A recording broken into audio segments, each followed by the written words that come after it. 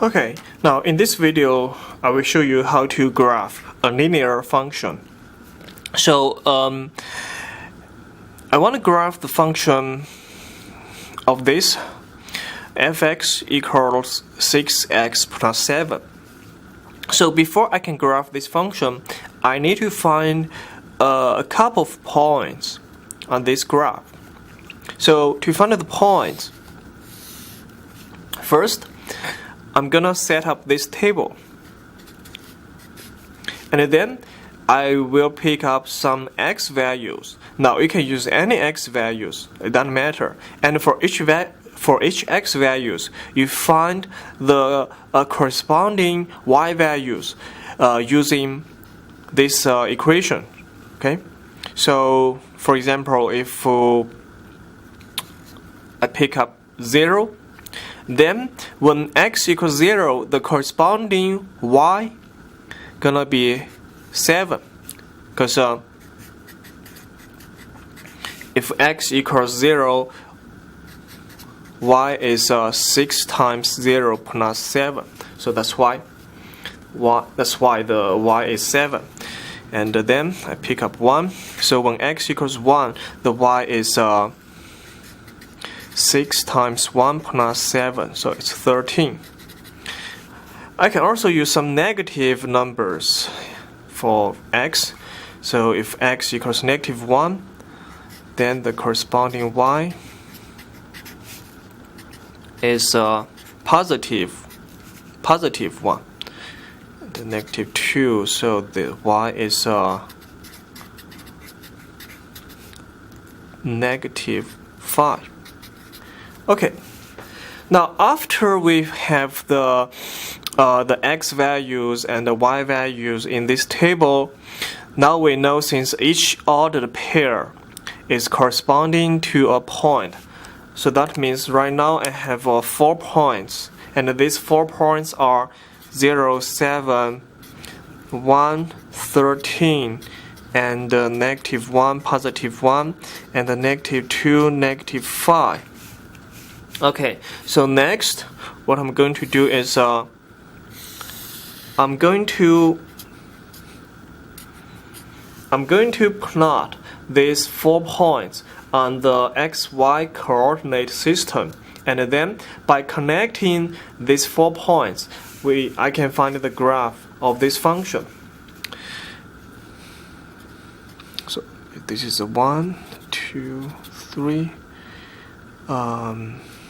Negative 1, negative 2. So this is 1, 2, 3, 4, 5, 6, 7, 8. Now this is negative 1, negative 2, negative 3, negative 4, negative 5. Okay. Now the first point is 0, 7. So when x value is 0 and when y value is 7, so that point is over here. Now the second point is 113. Okay, since I don't have a 13 on the y axis, because the highest I have here is 8, so I will not use this point. Now the third point is negative 1, positive 1, which is here, and the last point is negative 2 and the negative 5, which is here. Okay, and then by connecting these 3 points,